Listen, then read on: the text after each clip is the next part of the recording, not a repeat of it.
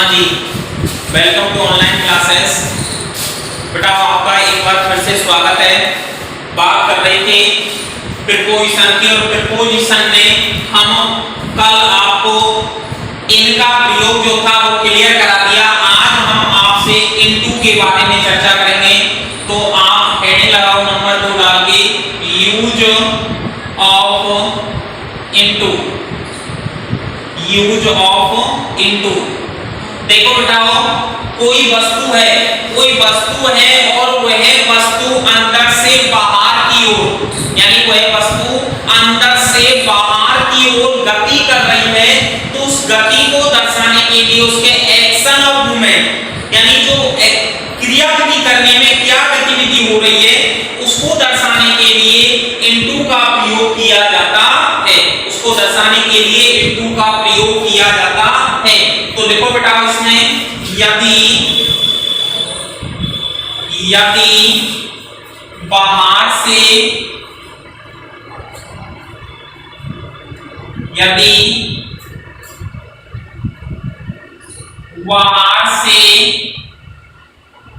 अंदर की ओर, यदि बाहर से अंदर की ओर गति करते हुए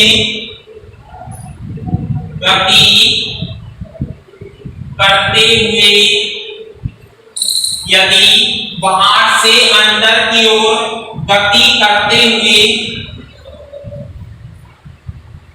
जाते हैं, तो वहां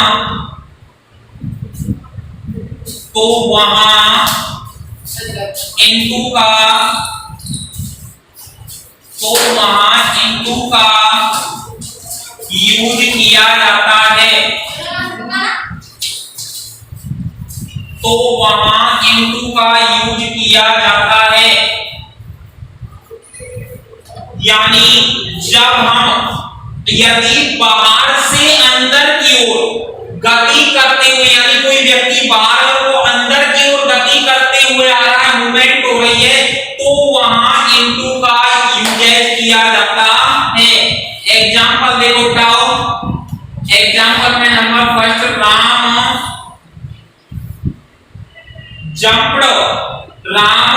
jumped into the river. Ram jumped into the river to save a child. देखो बेटाओ, राम कूद गया into the river, एक नदी में। राम एक नदी के अंदर कूद गया to save a child, एक बच्चे को बचाने के लिए। तो बेटाओ जो राम है, राम की नदी स्थिति, नदी के ऊपर राम की जो गति हुई, तो गति यानी अंदर से बाहर या बाहर से अंदर की ओर गति हुई, तो वो कूदा तो गति हुई, उसकी गति हुई, तो गति को दर्शाने के लिए इनटू का प्रयोग किया जाता है। भाई पहले वो बाहर था, फिर कूदा तो अंदर गया तो अंदर की स्थिति को दर्शाने के लिए इनटू का प्रयोग किया जाता है। देखो क्या नोट डालो इसमें, और नोट में लिखो inter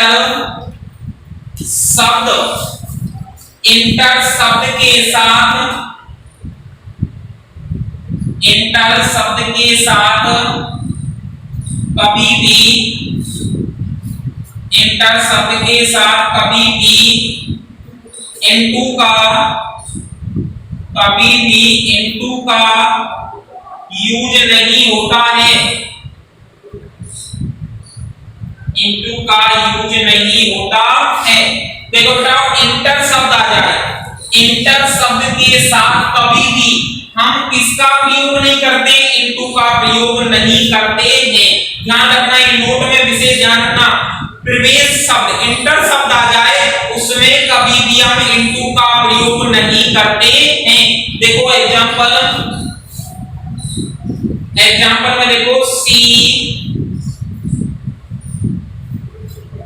entered into my room, she entered into my room।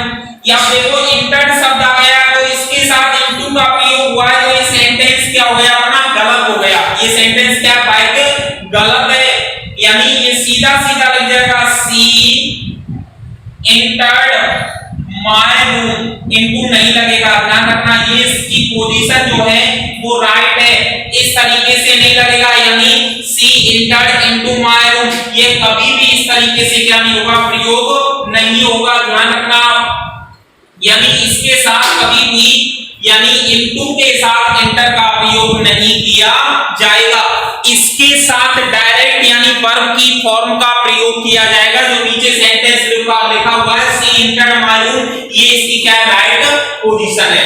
Clear हो गया बेटाओ। नंबर दूसरा इसमें सेकंड पॉइंट देखो बेटाओ, यदि किसी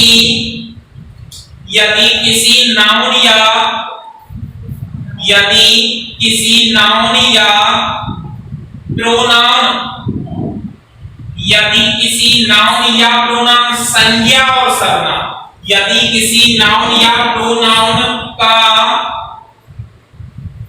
कंडीशन चेंज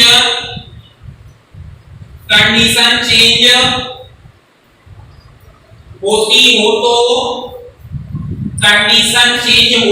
तो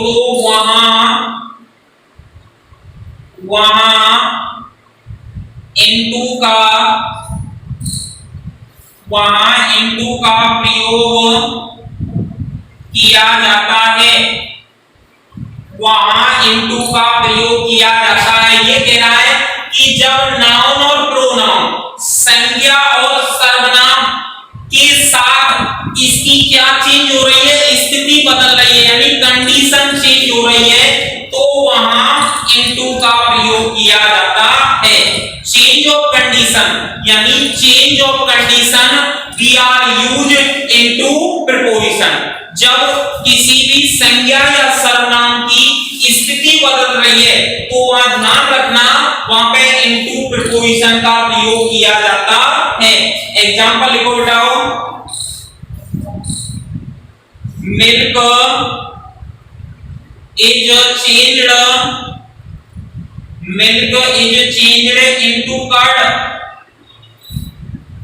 अब देखो दूध मेन तत्व क्या था, इसमें दूध था, अब दूध का बदलाव किसमें हुआ बेटा, दही में। किसमें बदल गया, दही में। तो पहले क्या था, दूध था, अब क्या बन गई, दही। तो स्थिति पूर्ण रूप से चेंज हो गई कि नहीं हो गई।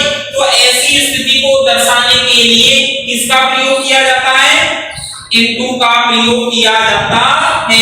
देखो बेटा अगला, ग्रेप्स आर चेंज्ड, अंगूर बदल गए इनटू वाइन, किसमें, शराब में। अंगूर को यानी पहले क्या था, एक फल था, फ्रूट था, और उस फ्रूट को हमने किसमें चेंज कर दिया, वाइन, शराब में।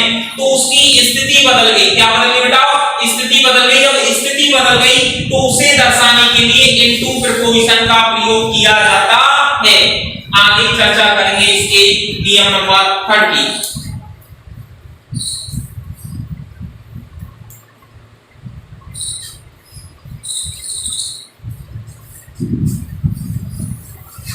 देखो रूल नंबर 30 का, और रूल नंबर 30 की चर्चा करेंगे इसमें।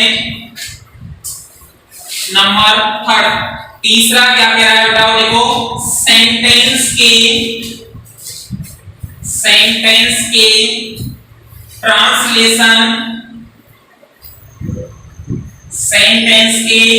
ट्रांसलेशन या ट्रांसफॉर्म्ड,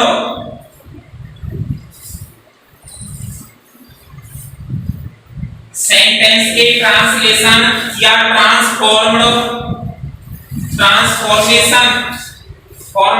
फॉर्मेशन किसी भी वाक्य का यानी हिंदी अनुवाद करना या उसका बदलाव करना, ट्रांसलेशन करना,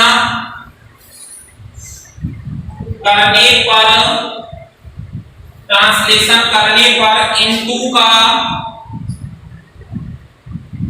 का प्रयोग किया जाता है। इनटू का प्रयोग किया जाता है। किसी भी सेंटेंस का हिंदी ये अनुवाद कर रहे हैं, इसका फॉर्म चेंज कर रहे हैं, तो उसे दर्शाने के लिए भी इनटू का प्रयोग किया जाता है। एग्जाम्पल लिखो बेटाओ, और एग्जाम्पल में देखो ट्रांसफॉर्म दी सेंटेंस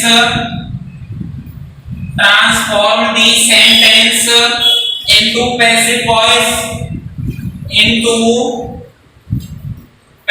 voice देखो बेटा ट्रांसफॉर्म बदलाव करना है ना, सेंटेंस वाक्य का इनटू पैसिव वॉइस आ गया ना, ट्रांसफॉर्म बदलाव की स्थिति आ गई। Number second, translate the following sentence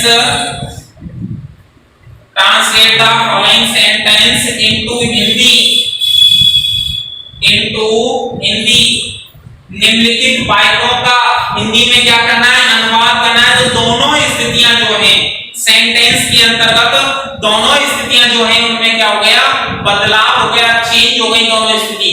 तो दोनों इस प्रकार की स्थितियों को बताने के लिए इनटू प्रीपोजिशन का प्रयोग किया जाता है, या इनटू का प्रयोग किया जाता है। क्लियर हो गया बेटा? आगे देखो, इसके अंतर्गत अगला प्रीपोजिशन है यूज ऑफ एट। ये कंप्लीट हो गया इनटू। अब चर्चा करेंगे नंबर पर यूज ऑफ एट।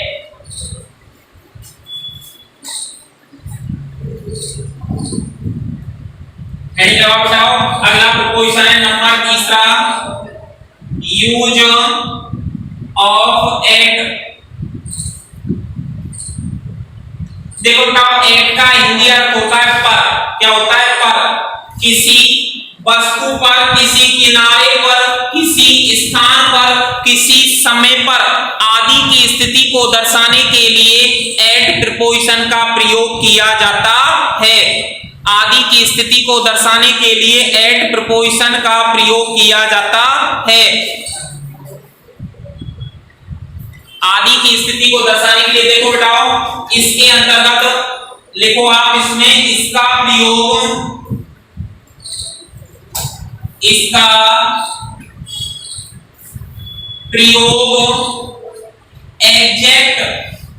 एग्जैक्ट माने हो गया ठीक ठाक। इसका प्रयोग एग्जैक्ट और टाइम, समय।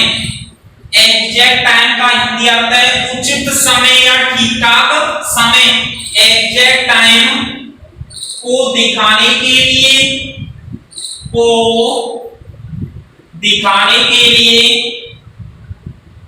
एग्जैक्ट टाइम को दिखाने के लिए एग्जैक्ट एड्रेस यानी उचित पता। एड्रेस हो गया पता, उचित समय, उचित पता को दिखाने के लिए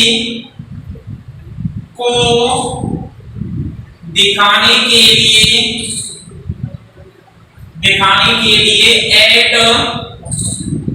का प्रयोग किया जाता है। एट का प्रयोग किया जाता है। बताओ, उचित समय और उचित पता, उचित समय और उचित पता दोनों को दिखाने के लिए एट प्रीपोजिशन का प्रयोग किया जाता है। देखो बताओ, इसके अंतर्गत एग्जांपल में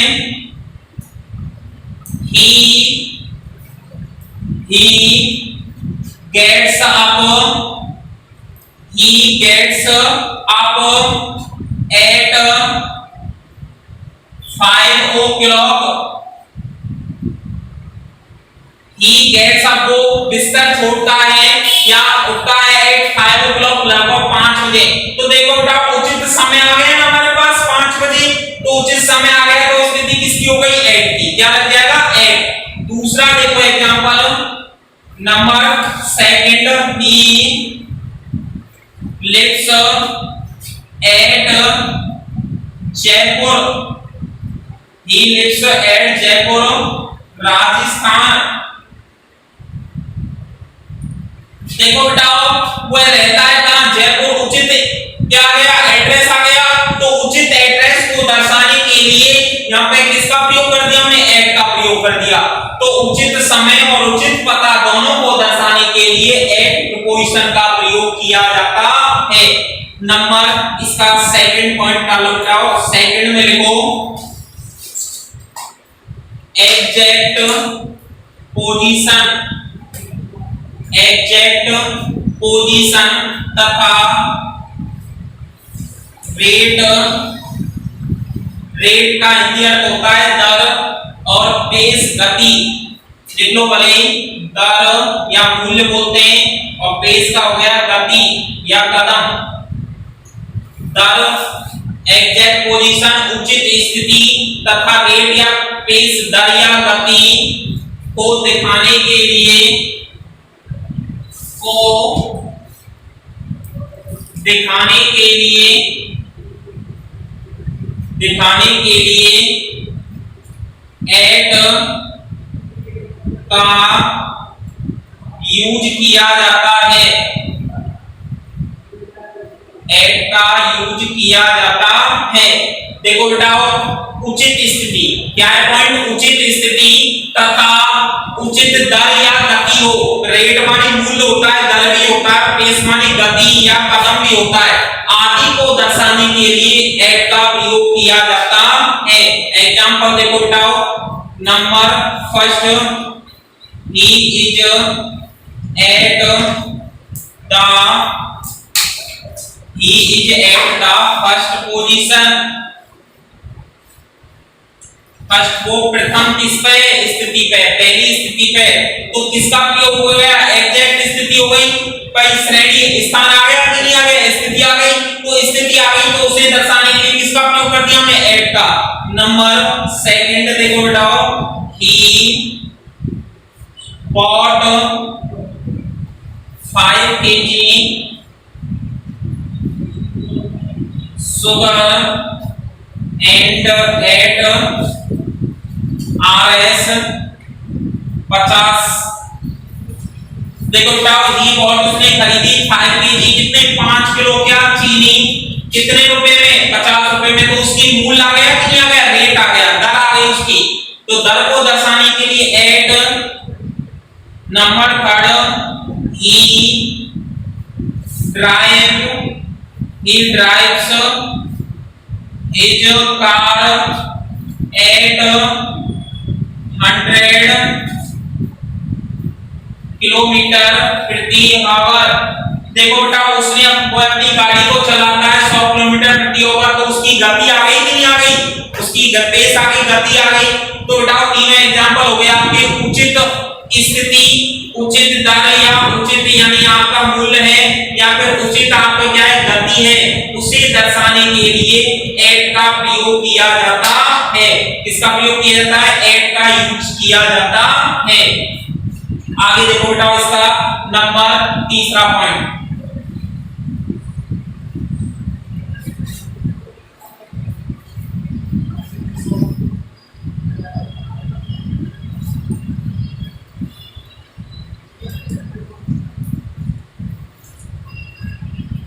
नंबर थर्ड बेटा यूज ऑफ एट में, यूज ऑफ एट में नंबर थर्ड देखो, एज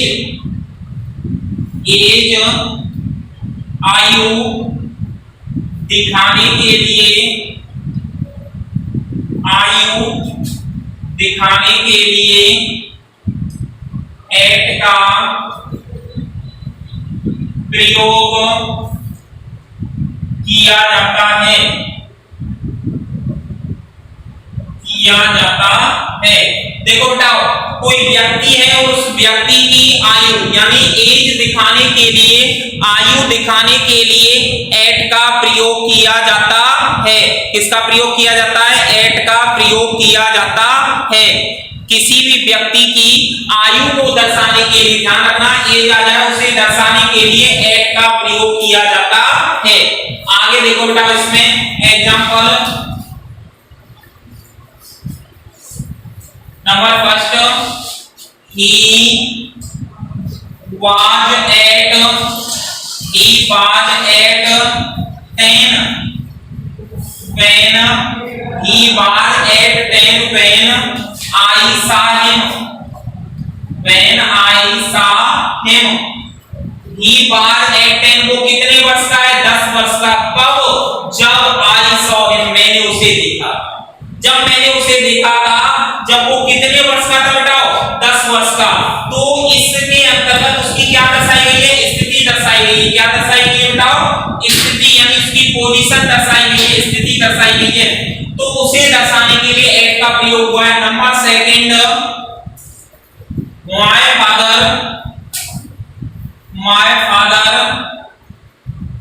is at 50. एट आगे ना, मेरे पिताजी कितने वर्ष के? 50 वर्ष की। आयु आगे बताओ, तो आयु को दर्शाने के लिए किसका प्रयोग हुआ? एट का। क्लियर हो गया?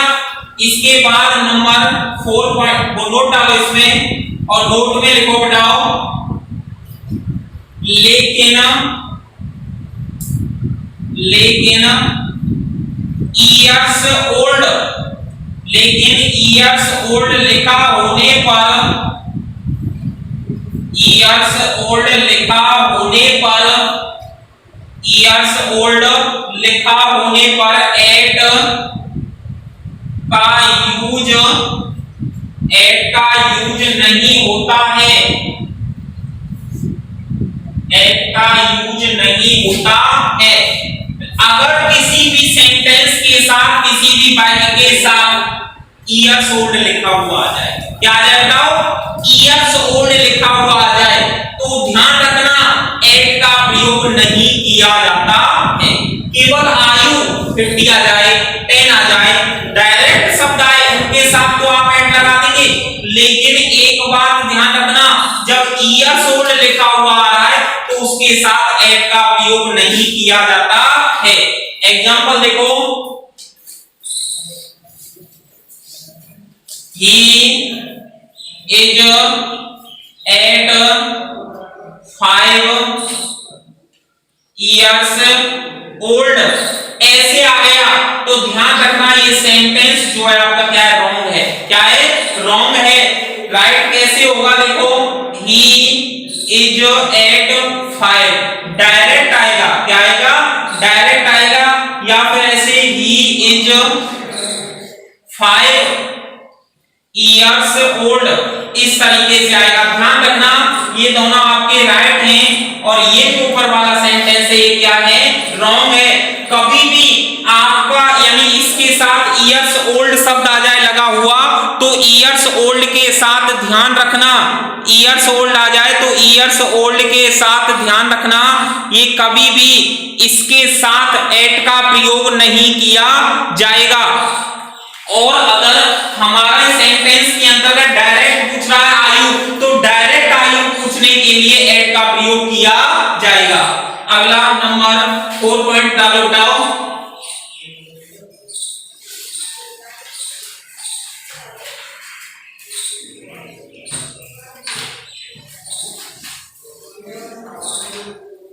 नंबर 4, और नंबर 4 में लिखो अस्थायी कार्य, अस्थायी कार्य या लगातार कार्य, या लगातार कार्य, यानी टेम्परेरी वर्ब या कंटिन्यूअस वर्ब दोनों आ जाए, अस्थायी कार्य आ जाए या लगातार कार्य आ जाए। लगातार कार्य दिखाने के लिए, दिखाने के लिए, दिखाने के लिए एट का प्रयोग किया जाता है, एट का प्रयोग किया जाता है। लिखो बेटाओ एग्जाम्पल,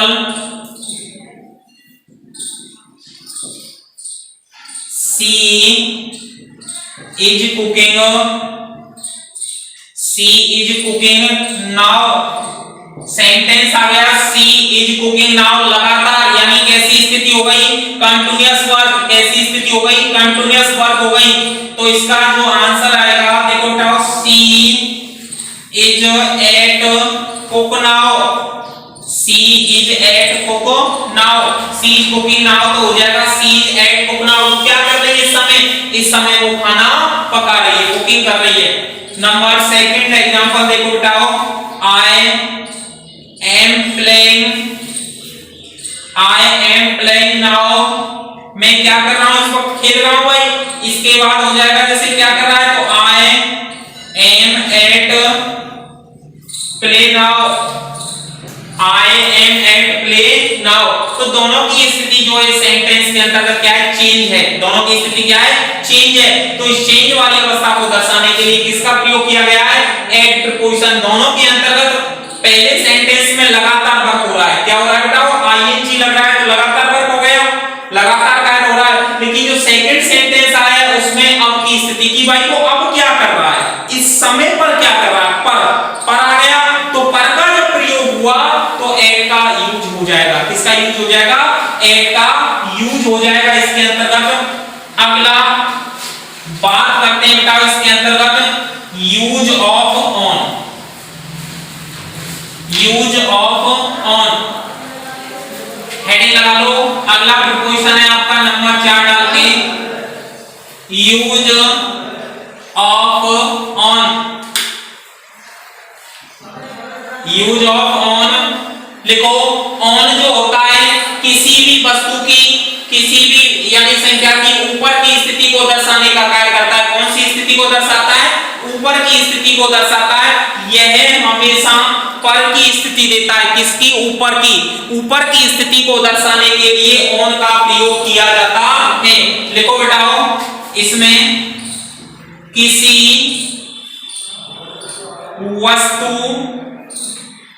वस्तु पर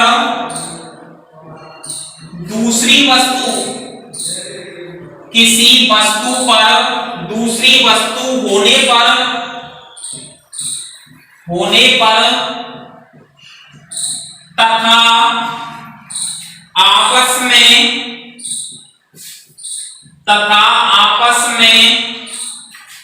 छूने की स्थिति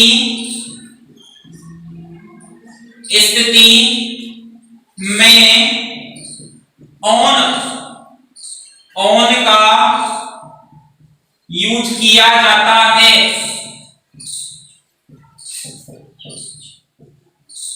देखो बेटाओ, कह रहा है यानी कोई वस्तु है, कोई थिंग्स है और पर दूसरी वस्तु होने पर, यानी एक वस्तु है और उसके ऊपर क्या है, दूसरी वस्तु है, तथा आपस में दोनों क्या है, टच है। क्या है, दोनों टच की पोजीशन में है, तो वहां पे ऑन प्रीपोजिशन का क्या किया जाता है, यूज किया जाता है।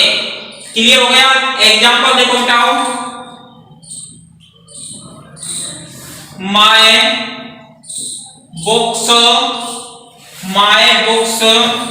Are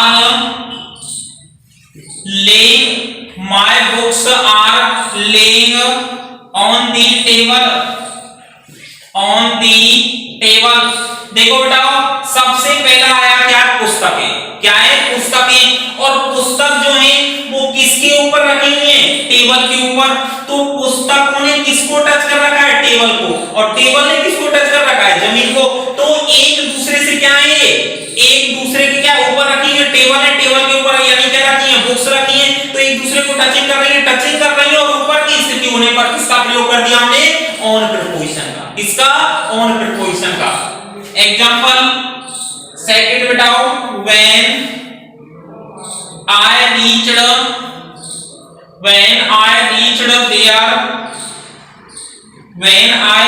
there, he was sitting on a table। देखो बताओ, जब मैं उसके पास पहुंचा वहां तो वह मेज के ऊपर बैठा हुआ था। तो वह नामक जो करता है उसकी पोजीशन किस पर हो गई, टेबल पर। तो टेबल को क्या कर रखा था उसने, छू रखा था। तो किसका प्रयोग हुआ, ऑन का। किसका प्रयोग हुआ, ऑन प्रीपोजिशन का। क्लियर हो गया बेटा। जब तक आगे चर्चा करते हैं इसके नंबर सेकंड पॉइंट की बेटाओ, डे तथा डेट, दिन व दिनांक के पहले दिन व दिनांक के पहले ऑन का यूज किया जाता है। दिन व दिनांक से पहले ऑन का प्रयोग किया जाता है या ऑन प्रीपोजिशन का प्रयोग किया जाता है। एग्जाम्पल देखो बेटा, number first, he will return on Monday. He will return on Monday, वह कब लौटाएगा? सोमवार को लौटाएगा। तो मंडे की जो पोजीशन है, दिन व दिनांक का नाम हो गया, किसका नाम हो गया? डे हो गया मंडे। तो डे से पहले किसका प्रयोग हुआ है? ऑन का। दूसरा एग्जांपल देखो बेटाओ, she finished her work, she finished her work on 15 April 2019। देखो बेटाओ, वो अपने कार्य को 15 अप्रैल 2019 को समाप्त कर चुका है। तो यहाँ पे पोजीशन किसकी आ गई?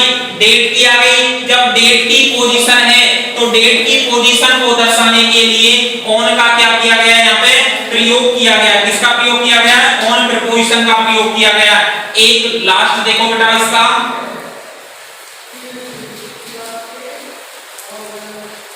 नंबर तीसरा पॉइंट ऑन में,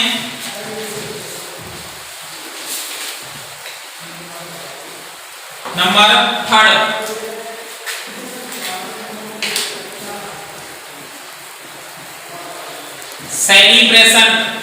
सेलिब्रेशन तथा फेस्टिवल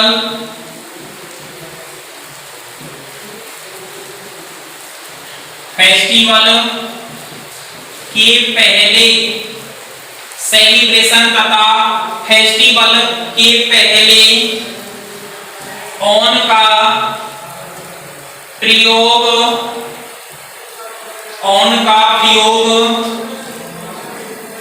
किया जाता है। ऑन का प्रयोग किया जाता है।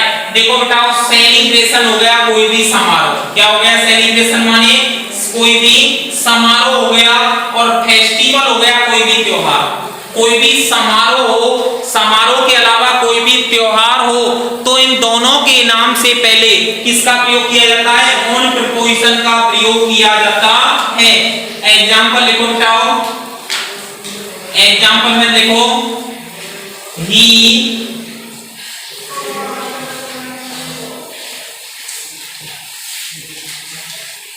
he congratulated on my birthday। देखो बेटाओ, ही माने उसने, कॉन्ग्रेचुलेटेड माने बधाई दी, ऑन माय बर्थडे मेरा जन्मदिन पर। तो क्या हो गया? एक सेलिब्रेशन हो गया। क्या हो गया? एक सेलिब्रेशन पॉइंट हो गया। तो किसका प्रयोग हो गया? ऑन का प्रयोग हो गया। नंबर सेकंड देखो example, he came on the holiday।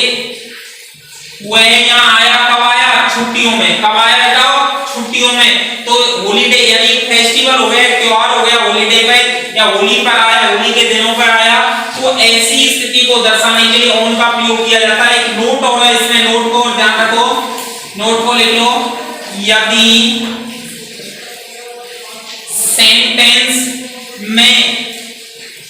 Sentence में इनवाइट, यदि बाइट में इनवाइट वर्ब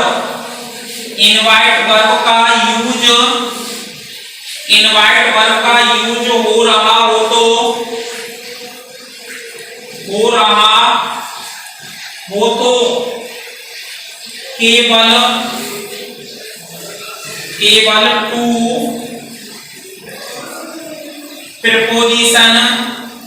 केवल टू प्रीपोजिशन का यूज किया जाता है।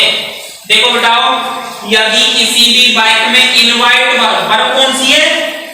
अरे वर्ब कौन सी है? इनवाइट वर्ब आ जाए, और इनवाइट वर्ब का क्या हो रहा है? यूज हो रहा है बताओ। यानी किसी भी सेंटेंस में इनवाइट वर्ब का यूज हो रहा है, तो वहां में केवल कौन सा प्रीपोजिशन लगाना है? टू।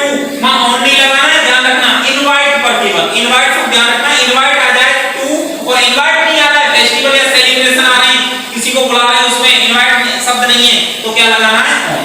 ये ध्यान रखना, नोट और लिख लो बेटा, वो एग्जांपल और लिख लो इसका, और एग्जांपल के बाद he was invited to my birthday, he was invited to my birthday, I invited him to my marriage। देखो बेटा दो शब्द आए आपके सामने, invited, he was invited to my birthday, वो मेरे जन्मदिन पर मुझे आमंत्रित करा, तो जन्मदिन पर इनवाइटेड शब्द जो आया तो किसका प्रयोग हो गया टू, और इसके बाद ही invited him to my marriage, शादी पे यानी उसने क्या किया, निमंत्रण दिया, इनवाइट किया, तो इन दोनों शब्दों को दर्शाने के लिए टू प्रीपोजिशन का प्रयोग किया गया है। आगे की चर्चा आपसे नेक्स्ट वीडियो में करेंगे। Thank you.